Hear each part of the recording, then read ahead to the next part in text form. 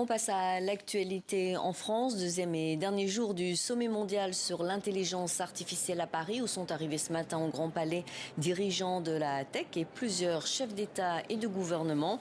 Et l'on retrouve tout de suite notre envoyé spécial, Florent Crepseg, qui suit pour nous ce sommet sur l'intelligence artificielle. Bonjour Florent, qu'est-ce qui s'est dit ce matin ?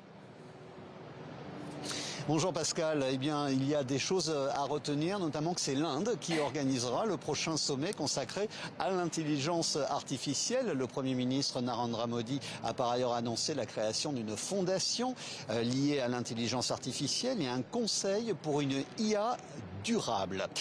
Par ailleurs, la présidente de la Commission européenne, Ursula von der Leyen, a annoncé un engagement à hauteur de 50 milliards d'euros, un engagement de l'Union européenne qui vient de s'ajouter aux 150 milliards décidés par de grands groupes européens, 60 sociétés en tout, 200 milliards donc venant de l'Europe pour le développement d'une intelligence artificielle fiable. Ce que l'on retient des débats de ce matin et du sommet d'ailleurs en général, c'est le fossé entre les appels à une IA responsable, dans les mots du Premier ministre indien, dans les mots également du secrétaire général des Nations Unies ce matin, et le refus répété, même assumé, de certains politiques, surtout du vice-président américain, J.D. Vance, et de quelques acteurs du business et technologie, refus répété et assumé de toute forme de régulation dans le domaine de l'intelligence artificielle. En tout cas, le communiqué final de ce sommet joue le consensus, promouvoir l'accessibilité de l'intelligence artificielle pour réduire la fracture numérique. Et est-ce que les artistes ont eu leur mot à dire, s'emparent de l'IA ?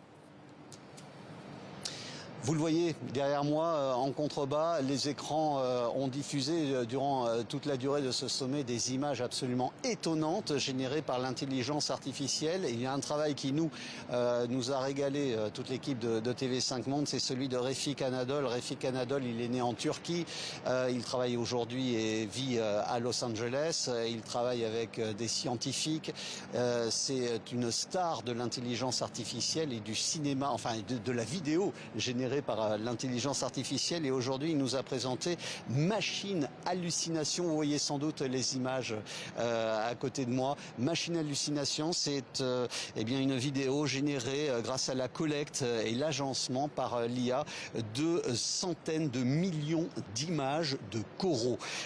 Des images de coraux, il est ici question de l'état critique des récifs coralliens et des océans en général. C'est assez inquiétant.